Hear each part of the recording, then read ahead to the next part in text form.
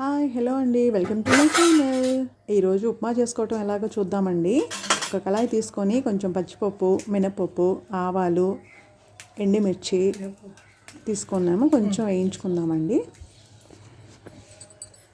అలా వేయించి పెట్టేసుకున్నాము. కొంచెం ముందు చూసారా, ఇది మా ఇంట్లో కరివేపాకు చెట్టుకి ఫ్రెష్ అన్నమాట. తీసుకొచ్చాను ఒక రెబ్బ. ఉప్మాలా వేసుకోవడానికి కరివేపాకు రెబ్బ. దీన్ని ఇలా కొంచెం దోరగా వేయించుకోవాలండి.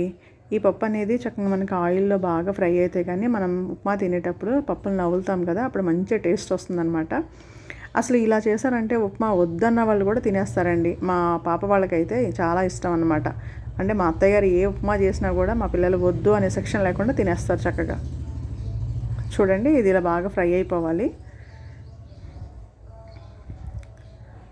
అంటే పచ్చి పల్లీలు అయితే ఇప్పుడు వేసుకోవచ్చండి, ఎందుకంటే మేము ఆల్రెడీ పల్లీలు వేయించి పెట్టుకున్నాము. అందుకని చెప్పేసి పల్లీలు లేట్గా వేస్తున్నాము. పచ్చి అయితే ఇప్పుడే వేసేసుకోవాలన్నమాట, ఎందుకంటే అది కూడా ఆయిల్లో ఫ్రై అవ్వాలి కదా, అందుకని.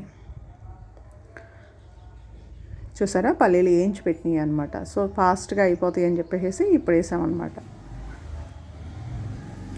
ఇప్పుడు ఆనియన్, మిర్చి, కరివేపాకు ఇవన్నీ కలిపి ఫ్రై చేసేసుకుందాం. చూసారా ఎంత కలర్ఫుల్గా ఉన్నాయో. మిర్చి,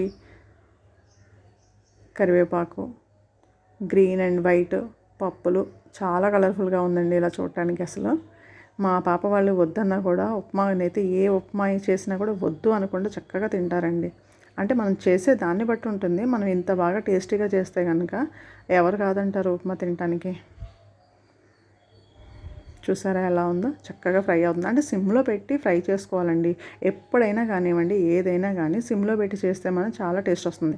లైట్గా పసుపు వేసుకుందామండి. లైట్గా పసుపు వేసుకుందాం. పసుపు కలర్ఫుల్గా ఉండడానికండి.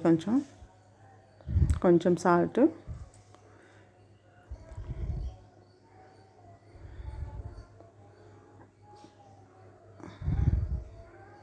ఇలా మనం కలుపుకున్న తర్వాత కొంచెం బాగా ఫ్రై అయ్యేలా చూసుకుందామండి. ఎందుకంటే మిర్చి వేసాం కదా, మిర్చి ఆనియన్ అవి రెండు కొంచెం బాగా ఫ్రై అవ్వాలి.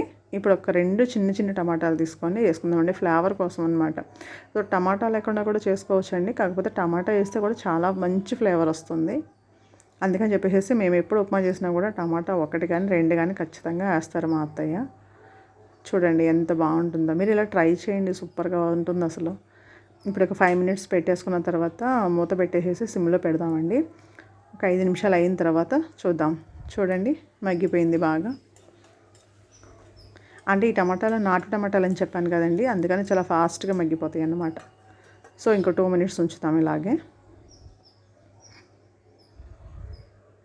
చూడండి అంతా ఫ్రై అయిపోయిందండి. ఇప్పుడు కొంచెం వాటర్ పోసుకుందాం అన్నమాట.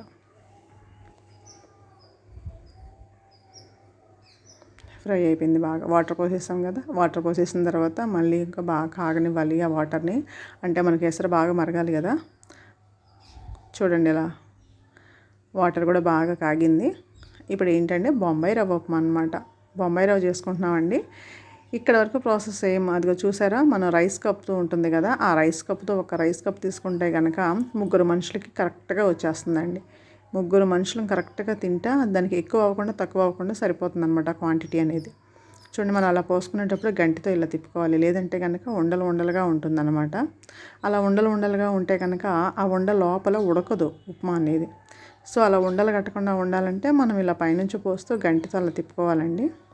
తిప్పుకున్న తర్వాత ఇప్పుడు కొంచెం బాగా కలబెట్టుకొని సిమ్లోనే ఉంచుకోవాలి, లేదంటే కనుక అది చింది మొత్తం అసలు పక్కనంతా స్ప్రెడ్ అయిపోతుంది అనమాట. అలా అవ్వకుండా మనం సిమ్లో పెట్టుకొని నిదానంగా చేసుకోవాలి. అది ఒక 5 మినిట్స్ మూత పెట్టేసి సిమ్లో ఉంచేద్దామండి. చూసారా, దగ్గర పడిపోయింది, ఎసరంతా దగ్గర పడిపోయింది. చూడండి, చూడటానికి ఎంత కలర్ఫుల్గా ఉంది.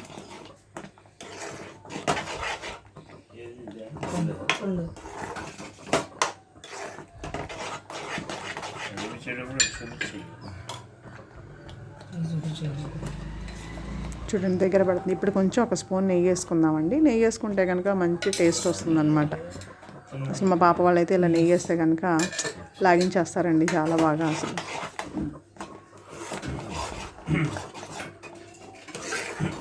చూడండి మనకి ఎంతో ఇష్టమైన బొంబాయి రవ్వ రెడీ అయిపోయింది.